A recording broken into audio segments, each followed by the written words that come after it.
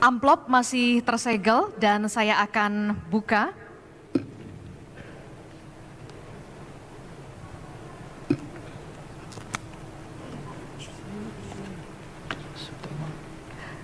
Menurut data BPS Provinsi Bali, akhir tahun 2023 lalu terdapat lebih dari 5 juta kendaraan bermotor. Bali mempunyai tingkat kepadatan dan mobilitas yang tinggi sehingga memerlukan sistem transportasi rendah karbon. Pertanyaannya, jelaskan strategi pasangan calon terkait pajak kendaraan bermotor untuk mendukung infrastruktur transportasi rendah karbon di Bali. Waktu menjawab Anda 3 menit dimulai saat Anda berbicara.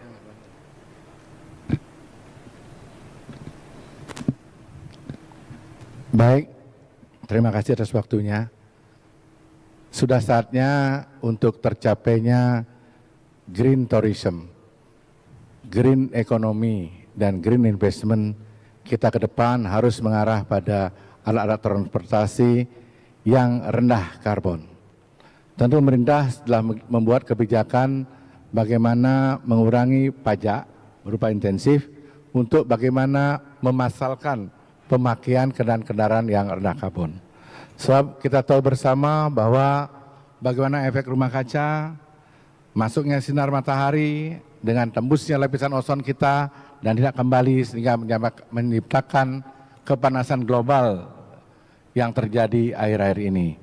Ini menjadi penting kalau kita membicarakan apa yang kita namakan dengan sustainable development, pembangunan yang berkelanjutan. Sehingga kita ke depan harus mendorong investasi-investasi yang ramah lingkungan, memakai energi baru terbarukan seperti misalnya panel surya, memakai turbin angin, menggerakkan PLTU dengan turbin-turbin, sehingga bahan-bahan bakar yang dari fosil ke depan harus dikurangi secara bertahap dan kita harus terus-menerus mengutamakan pemakaian alat-alat transportasi yang rendah karbon. Di sektor jasa transportasi, pemakaian LRT dan MRT ke depan juga diharapkan bisa menjadi alat transportasi yang mengurangi emisi karbon karena pemakaian yang dipakai adalah listrik. Dan ini sumber-sumbernya harus kita dapatkan juga dari green ekonomi atau green investment berupa pembangunan tempat-tempat yang memakai energi baru terbarukan. Terima kasih. Masih ada waktu, Bapak ingin ditambahkan? Sudah, terima kasih. Baik, cukup. Terima kasih. Kita reset. Kita akan riset dulu waktunya. Saya persilahkan kepada calon wakil gubernur nomor urut 2 untuk memberikan tanggapan dengan durasi 1 menit 30 detik. Waktu dimulai dari saat Anda berbicara. Hitungan BPS bertalian dengan 5.000 lebih kendaraan bermotor itu. Jadi yang pertama harus kita lakukan adalah bagaimana kita mengoptimalkan pajak kendaraan bermotor PKB-nya. Yang kedua, bea balik nama kendaraan bermotor. Ini harus kita lakukan dengan baik. Dan bila perlu, nanti ada pemutihan di tahun-tahun tertentu. Ini yang sudah ada. Selanjutnya, mari kita berpikir tentang bagaimana Bali ke depan ini clean and green. Bersih dan hijau dengan tanpa polusi. Maka salah satu solusi yang kita harus lakukan adalah sistem transportasi yang ramah lingkungan. Wajib ini lakukan. Tetapi pemerintah harus menyediakan sarana yang seutuhnya. Yang kedua, melakukan MRT. Estetika keindahan kita jaga, maka modernisasi itu kita ke bawah. Itu. Ini penting sekali. Dan selanjutnya, bagaimana kita Bali harus mampu untuk menciptakan mandiri energi.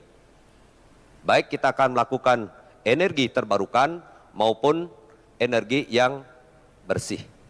Inilah yang harus kita lakukan untuk itu, memberikan akses kemudahan bagi pada masyarakat Bali ini Sehingga betul-betul sarana prasarana kita selaku pemerintah untuk memberikan garansi kepada masyarakat untuk menjadi clean and green Pulau Bali. Waktu Anda habis. Selanjutnya saya akan persilahkan calon wakil gubernur nomor urut 1 untuk menanggapi kembali dengan durasi 1 menit 30 detik, waktu dimulai saat Anda berbicara. Mungkin cara berpikirnya kita benahi untuk tercapainya rendahnya pemakaian emisi gas karbon. Artinya bahwa secara jangka pendek pendapatan yang kita dapatkan dari PKB dan KB kendaraan konvensional akan otomatis akan menurun karena kita menuju ke green ke emisi gas karbon, rendahnya emisi gas karbon. Sehingga kalau ini diberikan insentif berarti ada pendapatan yang menurun di sini, dan ini penting harus dicarikan sumber-sumber lain untuk menutupi kemampuan fiskal kita sehingga pemanfaatan kendaraan listrik ke depan bisa dioptimalkan. Misalnya di daerah pariwisata, dan ini akan memberikan kontribusi terhadap pelayanan pariwisata yang menuju quality tourism atau sustainable tourism. Itu penting untuk kita agar Bali menjadi pulau yang rendah emisi. Terima kasih. Masih ada waktu? Masih ada waktu, Bapak? Sudah. Baik, cukup. Terima kasih. Kami akan riset dulu waktunya. Selanjutnya kami persilahkan Ibu Niputu Sriharta Mimba PhD dan Bapak Dr. Inenga Suwarmanayasa untuk mengambil undian dari dalam fishbowl yang akan ditujukan kepada calon wakil gubernur nomor urut 2. Subtema hubungan pusat daerah. Mohon disimak baik-baik. Saya hanya akan membacakan pertanyaan satu kali dan tidak bisa diulang. Pertanyaannya adalah, pengakuan hak masyarakat adat dijamin dalam konstitusi, sehingga memberikan kewenangan kepada pemerintah daerah untuk mengatur melalui produk hukum pemerintah daerah. Pertanyaannya, bagaimanakah upaya pasangan calon untuk melindungi perangkat pengurus masyarakat adat dalam pengelolaan aset desa adat, pungutan keuangan di desa adat? Waktu menjawab Anda 3 menit, waktu dimulai saat Anda berbicara. Kalau sistem bernegara di Kesatuan Republik Indonesia itu bahwa kita Pulau Bali khususnya kita sudah memilih desa negara. Dan buktinya adalah sudah turun Undang-Undang 6 tahun 2014 tentang desa. Lalu ada pertanyaan, bagaimana dengan desa adat? Desa adat ini harus kita proteksi dengan kuat untuk penguatan adat karena merupakan desa adat adalah merupakan benteng terakhir. Yang pertama, jangan sampai desa adat ini melanggar hukum positif. Yang kedua, peraturan desa adat nomor 9 tahun 2019 tentang desa adat. Ini adalah merupakan sebuah wadah untuk memperkuat desa adat yang ada di Pulau Bali ini.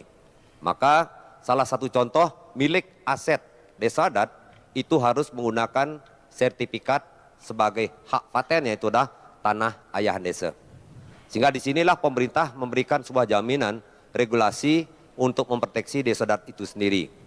Yang kedua, selanjutnya, pemerintah wajib hukumnya untuk hadir di tengah-tengah desa adat, tanpa akan pernah mencampuri hak ulayat yang ada di adat itu sendiri. Artinya apa? Kita harus memfasilitasi sepenuhnya dengan kebutuhan desa adat itu sendiri. Contoh, ketika membangun pura misalkan, ketika membangun dadia yang ada di adat Wantilan, Balai Banyar, milik Kramo itu sendiri, kita wajib sebagai pemerintah untuk membantu. Sehingga masyarakat adat tidak mengeluarkan iuran untuk pelaksanaan pembangunan itu. Dan memproteksi selanjutnya, bagaimana kita pemerintah juga harus mampu melaksanakan program pancayatnya, sehingga akan kebutuhan manusianya, dewayatnya, fitrayatnya ini bisa berjalan dengan baik tanpa masyarakat juga mengeluarkan iuran. Ini harus yang perlu kita lakukan, bagaimana kita harus memproteksi adat itu. Karena apa? Di Bali lebih dulu ada adat daripada agama. Maka di Bali ini adalah adat agama tradisi, seni, dan budaya. Bahkan desa adat sudah ada di Pulau Bali ini 100 tahun kemudian baru ada desa negara. Seperti yang dipimpin oleh Berbekal ini. Maka kami pasangan Kostargiri secara tegas pasti akan melindungi sepenuhnya bertalian dengan seluruh desa adat yang ada di Provinsi Bali ini dan tetap akan mengakui melaksanakan dreste yang ada di wilayah adat masing-masing. Bahkan kami akan fasilitasi juga kemudahan-kemudahan untuk bagaimana meningkatkan BUPDA, badan usaha milik desa adat, sehingga perputaran ekonomi ada di desa adat sendiri. Bahkan memberikan penguatan modal kepada LPD yang ada di desa adat untuk memberikan sebuah kekuatan ekonomi juga yang ada di wilayah masyarakat itu sendiri. Terima kasih. Waktu Anda habis. Calon Wakil Gubernur nomor urut 1 untuk memberikan tanggapan dengan durasi 1 menit 30 detik, waktu dimulai saat Anda berbicara. Baik, untuk desa adat yang paling penting kita bisa memberikan penguatan pada penguatan tradisi dan adat istiadat yang ada di sana. Sehingga ke depan desa adat benar-benar mewakili daripada adat atau daerah yang diwakilinya. Ini menjadi penting karena selama ini hal tersebut yang kita bisa jadikan garda terdepan untuk menjaga hal-hal negatif yang dipengaruhi oleh pertumbuhan pariwisata ke depan di Bali. Sehingga kita perlu hadir untuk terus memberikan penguatan, edukasi bersama desa adat, bersama pemangku-pemangku kepentingan di adat, sehingga tercipta adik-adik kita yang memiliki budi pekerti yang luhur, yang sesuai dengan agama yang kita anut. Terima kasih. Masih ada waktu, Bapak? Ada yang ingin ditambahkan? Dipersilahkan. Oh, sedikit saya tambahkan. Silakan. Kita juga sudah melakukan undang-undang nomor 15, bagaimana kita bisa mengakses dana untuk penguatan adat, subak, dan adat dan subak ke pemerintah pusat. Terima kasih. Masih ada waktu, ada yang ingin ditambahkan? Bapak? Cukup? Cukup? Oke, baik. Terima kasih. Selanjutnya saya persilakan calon wakil gubernur nomor urut 2 untuk menanggapi kembali dengan durasi 1 menit 30 detik. Waktu dimulai saat Anda berbicara. Salah satu contoh kami luruskan bertalian dengan Perda 4 2019 tentang desa adat. Ini adalah merupakan tuntunan pelaksanaan kegiatan adat se-Provinsi Bali.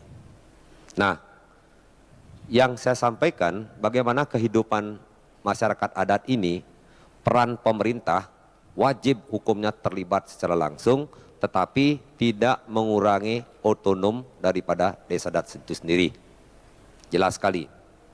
Selanjutnya, desa adat ini wajib kita harus bangunkan pasraman.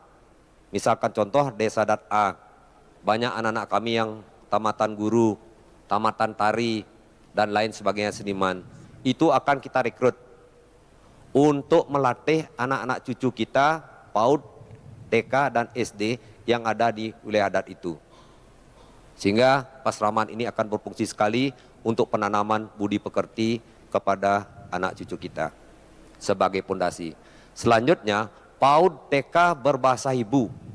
Ini wajib harus kita lakukan di Provinsi Bali ini, kembali kepada tatanan masalah pondasi kita memiliki anak cucu. Dan selanjutnya, kita harus bangun Taman Gumi Banten.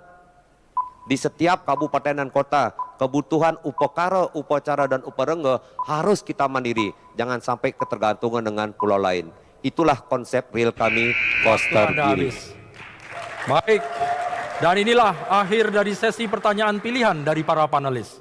Mari kita berikan apresiasi kepada semua pasangan calon gubernur dan calon wakil gubernur Provinsi Bali. Di segmen selanjutnya masing-masing pasangan calon akan melakukan tanya jawab dan saling menanggapi terkait dengan tema debat malam hari ini. Usai jeda berikut, tetaplah di debat publik kedua pasangan calon gubernur dan wakil gubernur Bali tahun 2024.